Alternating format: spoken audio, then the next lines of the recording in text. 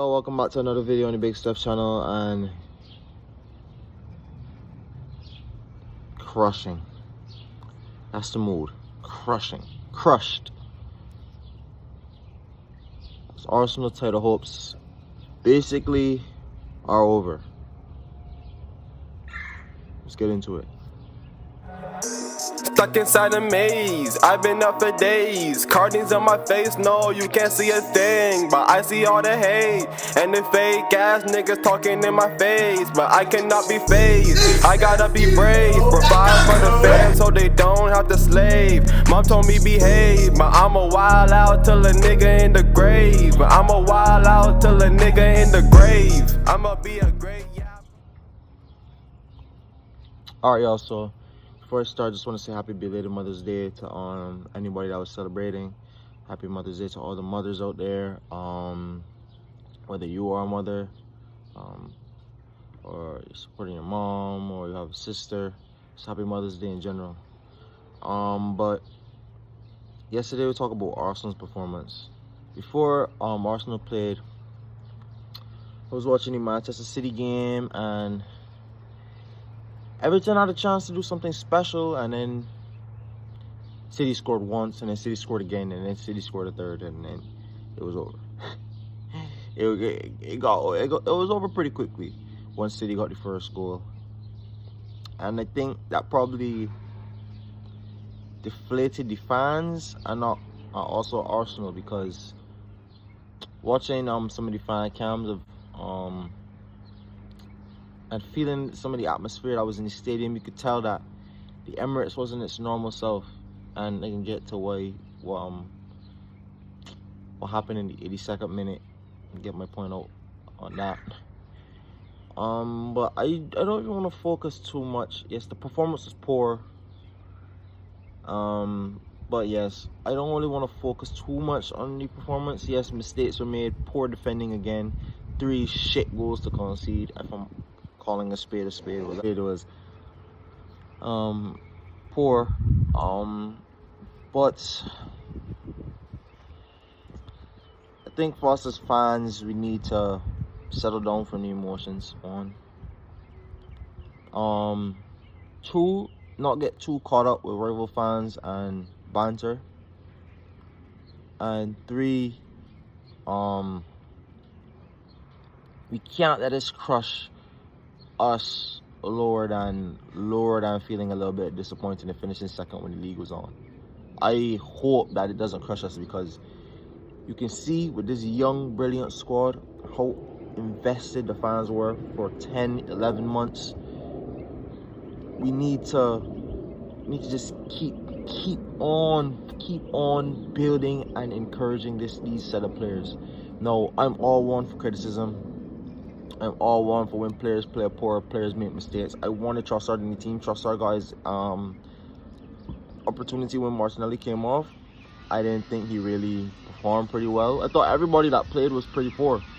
If I'm honest, I thought everybody that played was pretty poor. And I think I needed the night.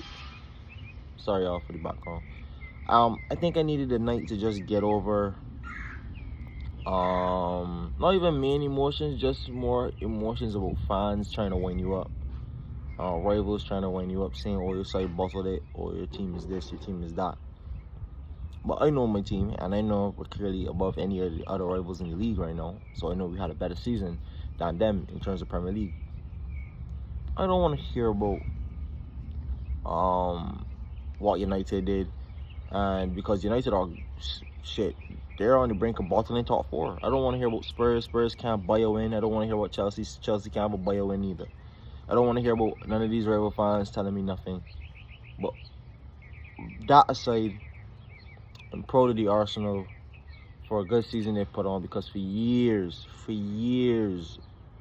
and just watching the club hasn't even been competitive to even fathom going for the league. Not even this year, the people expect us to be where we are. So to get to a point where you can say that a team has put a valiant effort and took it down to like 2 games to go, basically for us 2-3 games to go, I can only be proud. I can only be proud, because that's what a lot of people say. Oh, Your shit is happening in this video.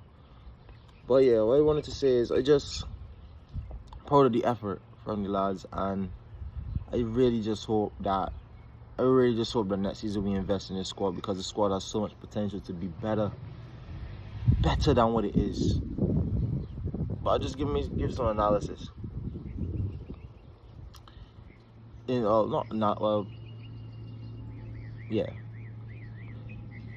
Gary Neville said something that said he didn't see the Arsenal spine holding up. Basically say he saw the Arsenal spine wobbled in the most critical moment when we needed them. And I would say the Arsenal spine wobbled because, one, we had injuries. Two, I think Partey got fatigued fast. I think Partey was fatigued from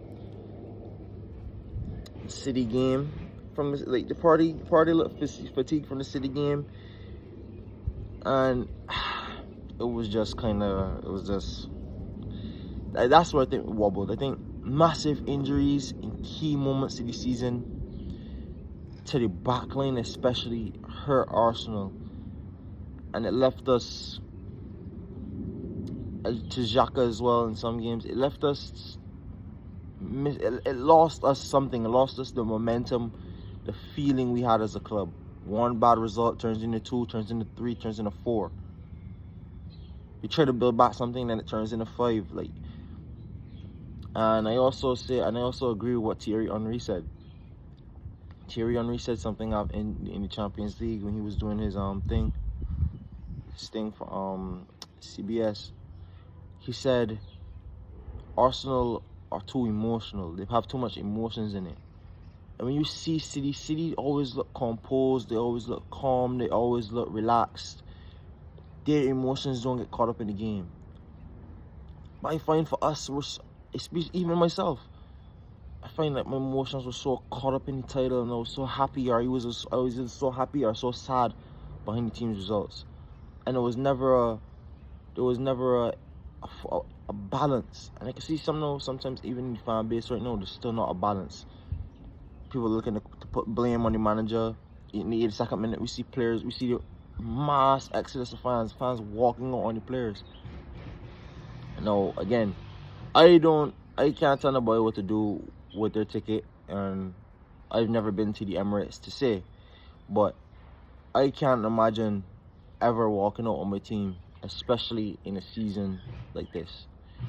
I mean, if our team is getting relegated and it was poor performance after poor performance after poor performance, and we left to make an example, then I could kind of understand it. But after finishing second and the crushing, deflating, it's already crushing and deflating. Come on, support the boys to the end. Support the boys to the end. You wasn't leaving early when it was wins all throughout the season. It didn't make sense leaving the stadium early. I mean, if you want to, you can, but as I say, that's not the support I would want to give the boys after a hard-fought season and all they've done, the wins they picked up, the massive wins they picked up during this season, where the squad people are still thinking it's not good enough. Hey, rival fans are bantering, but I see rival fans all the time talking about they would like Odegaard, they want Saka, they think Jesus is a player. They love to bigger up players on the low, but they hate the club. So the two love to watch Arsenal. So Arsenal should take pride in that.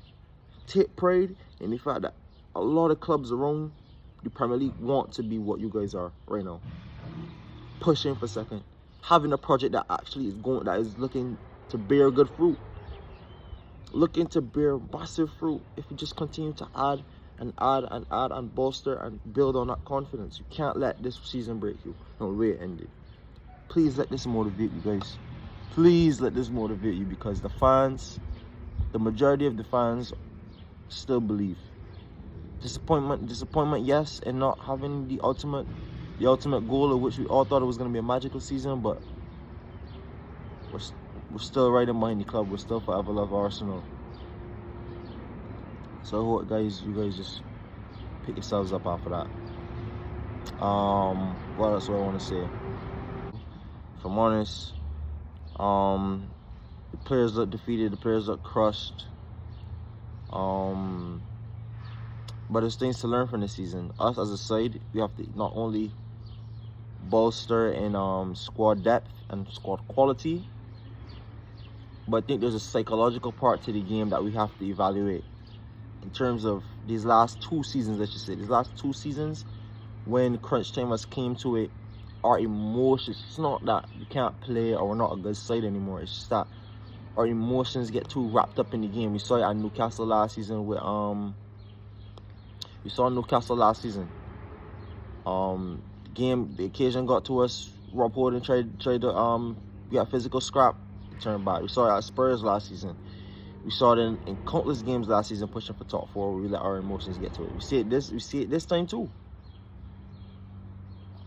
I just hope that we take something from this season in terms of confidence, quality. We build on that part, but we also learn from the mistakes in terms of substitutions, errors. We build on stuff like game management, game awareness, defensive awareness, when to be switched on, knowing that you need to be switched on. Knowing things that we can't do and can't do in clutch time. So nonetheless, proud of the guys, proud of the support the Emirates showed for majority of the season. Bit sad to see those pictures at the end, but we go again next season, boys. Finish the season strong, finish with as many points as it possibly can. I think the maximum we can get now is 87. Finish with 87 will be a very still very high points tally. Would have loved to get 90. Would have been something more to build on, better to build on. But I just want to talk about this though before I end. I do want to talk about this before I end.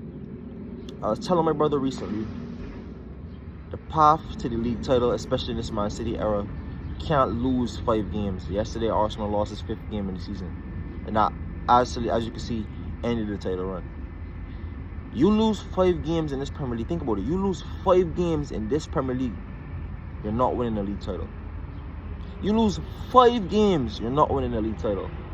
We lost to Man City home and away. That's 3 other games. 3 other games to lose. We lost to United, Everton, and Brighton.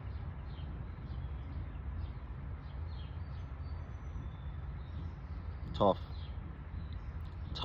season. Tough season. To know 5 games, losing 5 games over these last 5 years against Man City. If you lose 5 games, you're not winning the league title.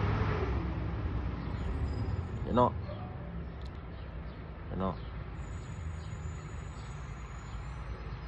I got a video coming soon about that. Thank y'all for watching. Don't forget to like, comment, subscribe. Thank y'all for all the support on the videos. Come on, you Gunners.